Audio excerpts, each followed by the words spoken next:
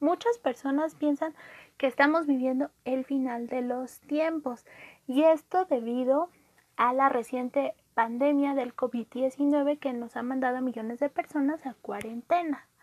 Han surgido teorías de que es una señal del apocalipsis y de que los jinetes se acercan para juzgarnos a todos. También de que la enfermedad es un invento por el nuevo régimen mundial para ser controlados y esclavizados.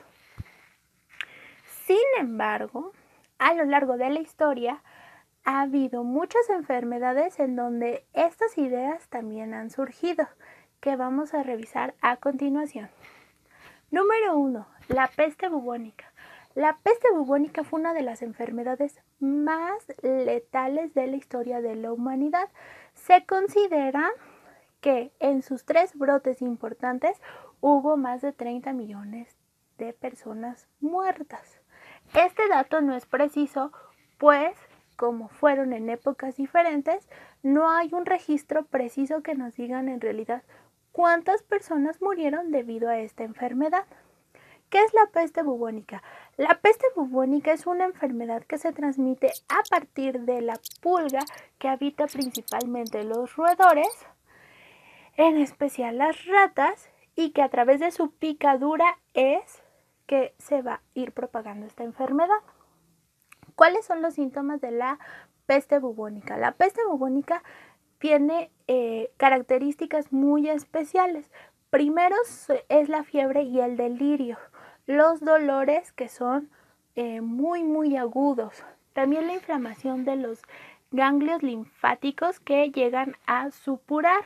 Una de las características más importantes es la coloración negra o tipo moretones que salían en la piel, que se debía a las hemorragias internas cutáneas.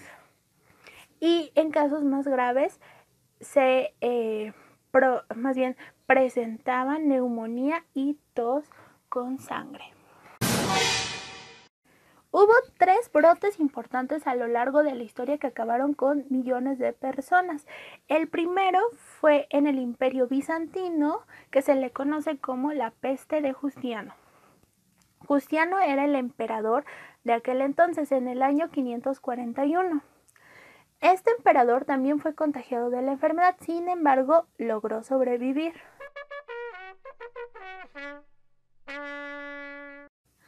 ¿Qué es lo que pensaban las personas de aquella época? Bueno, primero que era un castigo de Dios por todos sus pecados y que el mismísimo emperador era el demonio y es por eso que estaban sufriendo aquella enfermedad. Muchos mitos surgieron sobre esa enfermedad y sobre su origen bíblico. Es por eso que las personas empezaron a poner cruces en sus puertas y leyendas como Señor, ten piedad, pues pensaban que eso las curaría de aquella enfermedad o las salvarían de no contagiarse. El segundo brote fue en el año 1346 y se cree que fue por la ruta de la seda que contagió a gran parte del continente europeo. Pensemos que entre el primer brote y el segundo brote habían pasado muchos años. Sin embargo, la gente volvió a pensar que era castigo divino. Y pensaban precisamente que era un castigo de Dios y que el final se acercaba a sus vidas. También hubo otras explicaciones, por ejemplo, de que la combinación de los astros no era la correcta y es por eso que estaban viviendo esa enfermedad. Incluso entre religiones se atacaron unas a otras pensando que se habían envenenado, que era producto de una guerra que estaban haciendo entre religiones para acabar con el contrario. ¿Les suena parecido? Creo que un poco. ¿Qué es lo que les funcionó a aquellas personas? Bueno, los doctores de aquella época decidieron que la mejor cura era una alimentación saludable, descanso y estar en un ambiente puro, con aire puro, pues De esta manera no se infectarían. Sin embargo, esa medida funcionó no porque el aire puro los ayudara a curarse, no. Los ayudó porque se trasladaban a lugares mucho más limpios e higiénicos. Y entonces era mucho más factible que no se contagiaran o que se pudieran curar. En esa época también se implementaron medidas de higiene. Una característica muy importante de la peste negra es esa máscara que surgió y que usaban los médicos, que tenía forma como de ave. De esta manera ellos se protegían de no contagiarse. Finalmente, el tercer brote surge en 1855 en Asia. Ahí se propaga rápidamente, incluso llega a islas como Hawái.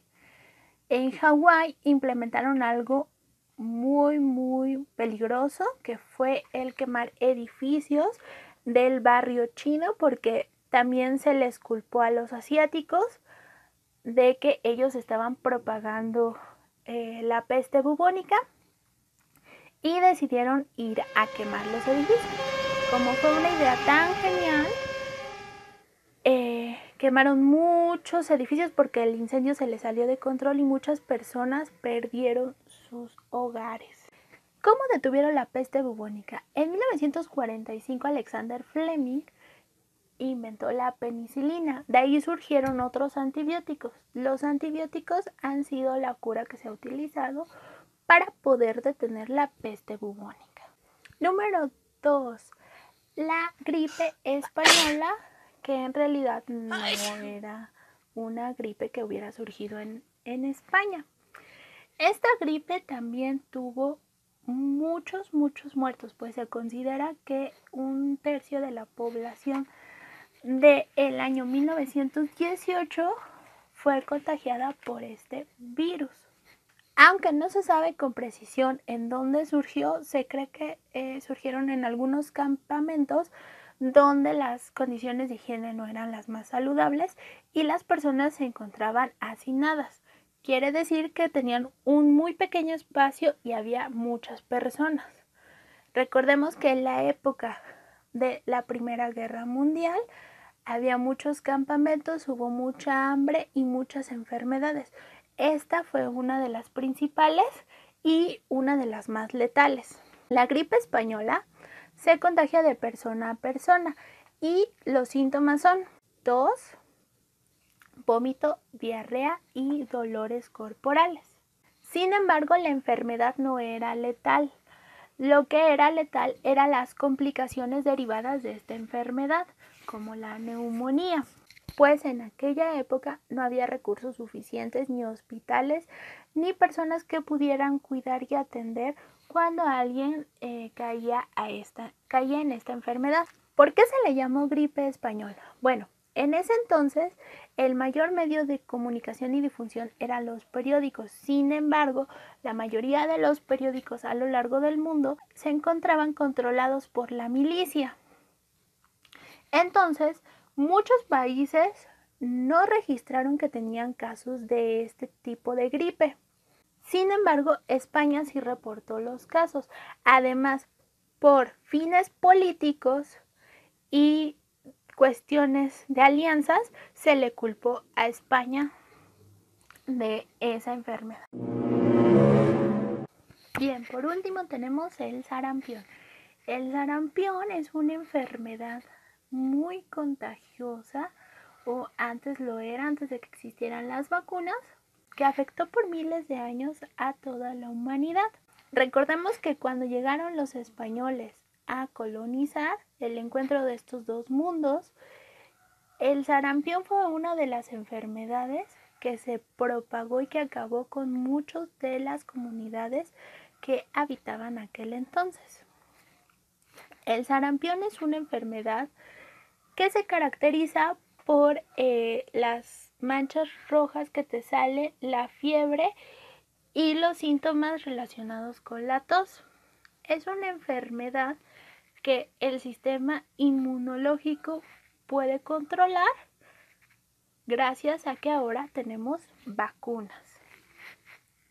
Esta enfermedad no se tiene con precisión cuántas personas ha contagiado y desafortunadamente han muerto por causa de esto. Sin embargo, se calcula que han sido millones. Esta enfermedad fue muy letal para los pobladores de América, pues cuando llegaron los españoles, las personas que vivían en aquel entonces en América no tenían los anticuerpos ni las defensas necesarias para poder enfrentar esa enfermedad. Esta enfermedad la trajeron los españoles debido a también sus pocos hábitos de higiene. Entonces, el viaje de Europa hacia acá fue muy largo y por lo tanto las condiciones de higiene no eran las óptimas. Eso hace que las enfermedades tengan un lugar para vivir y estar ahí felizmente junto a su familia. Si bien el sarampión estuvo relacionado con la llegada de los españoles, también se creyó en ese momento que era una maldición porque el imperio mexica había sido demasiado engreído y los dioses estaban enojados con ellos. ¿Se dan cuenta cómo esas ideas de paranoia se repiten a lo largo de la historia en diferentes culturas? Actualmente, muchas personas han decidido no vacunar a sus hijos precisamente porque piensan que pueden causarles efectos nocivos. Por ejemplo, que puedan los niños tener espectro autista. Y muchas personas han dejado de vacunar a sus hijos por estas razones y ha habido nuevos brotes en la actualidad, precisamente por esta paranoia. Si se dan cuenta, a lo largo de la historia siempre hemos tratado de darles explicaciones majestuosas o de seres que nos castigan y que nos mandan maldiciones. Esto se debe a que al no saber cómo reaccionar y no tener control sobre eso, la gente busque ese tipo de explicaciones, pues de esta manera reducen la ansiedad y piensan que tienen algún control sobre esto. Sin embargo, eso también ha causado que se tomen decisiones erróneas. Por ejemplo, el incendio que hubo en Hawái, no tomar las medidas higiénicas necesarias precisamente porque si es un castigo divino, entonces no sirve de nada ser limpio.